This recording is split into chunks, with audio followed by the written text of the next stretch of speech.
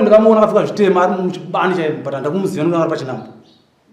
mudzimai ndikamuna achikosa nemunhu akati anomhera muchikomo changa ndakamira chaipo vatendera vanhu vadzoka nomubani sata mubani mune zvimagomba so ndoma wakabva wakangoti nyama nokuoneka ndobva ndamhanya straight ndakananga ipapo ndakazorasika ndapana kune matoreta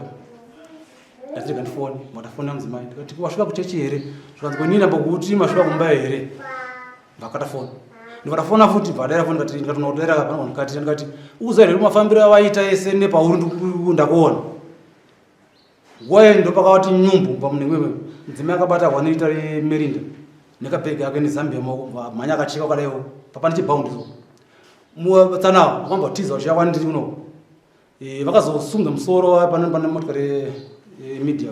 achitosunga bhandi rake ndopandakati tsana ko pandakaya kumba paendi chikutitsa zvamukuita nanzi mukuda kuparadza mva yangu sei unhasi chii ndopakabva tiza achizoka nepapi nepachigomba changu abuda chichechi ndibva nanga nepapo tichika pachigomba chechechi ndobva ndaona chikapipukani kakadonzwa namadzimai kavapiputisa ndikaziva kuti ndikatoshandisa mumba ndakanonga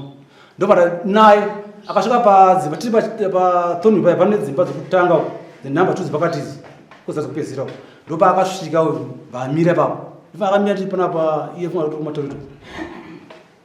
ndasvika pasvika pana vanhu vaika ndasvika ndamubata chikora ndikati ntsana vanhu vaye ndatonhoka dombo ndipakamba